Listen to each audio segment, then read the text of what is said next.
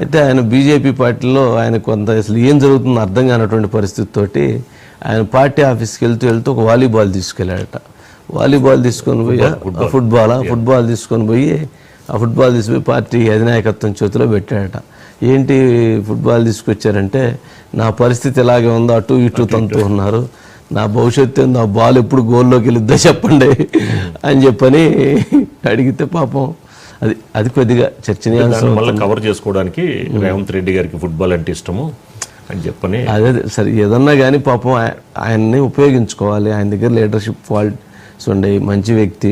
అంటే leadership qualities పబ్లిక్లో పోయి పబ్లిక్ని మోటివేట్ చేయటం ఇవన్నీ కాదు కానీ, బట్ ఆయనకున్న నాలెడ్జి, ఆయనకున్నటువంటి సర్వీస్ యాక్టివిటీస్ ఇవన్నీ దృష్టిలో పెట్టుకొని ఆయన ఉపయోగించుకుంటే బాగుండిద్ది అనేటువంటి అభిప్రాయాలు ఉన్నాయి. బీజేపీలో ఇంకా సమన్వయం జరగాల్సింది ఉంది. బీజేపీలో పనిచేసే వాళ్ళని తొక్కేవాళ్ళని పనిచేసేవాళ్ళు ఇట్లా రకరకాలుగా ఉన్నాయి అక్కడ. ఎందుకనో జనరల్గా తెలంగాణ బీజేపీ నాయకత్వంలో కొంత ఎక్కువగా ఆ పరిధులు దాటి ఉన్నాయి. ఇప్పుడు ఆంధ్ర బీజేపీ నాయకత్వంలో ఉన్నా కానీ అంతర్గతంగా ఉంటాయి, గదిలో ఉంటాయి, కానీ ఇక్కడ బయట ఉంటాయి. బయటకు వచ్చి బయట మాట్లాడుకోవటం, లేదా అక్కడక్కడ వాళ్ళ గొంతులు దవ్వుకోవటం, లేదా ఇట్లాంటివి జరగటం అనేది నిజంగా అది చాలా వైవిధ్యమైనటువంటి పరిస్థితి. మరి చూడాలి, ప్లే చేయండి.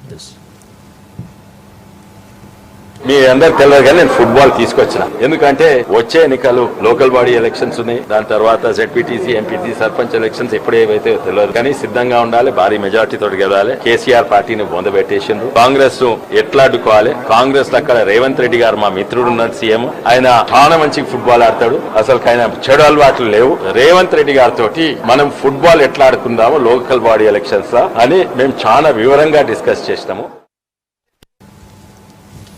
దాన్ని అడి తిప్పారు, అయితే అది కూడా సంతోషం.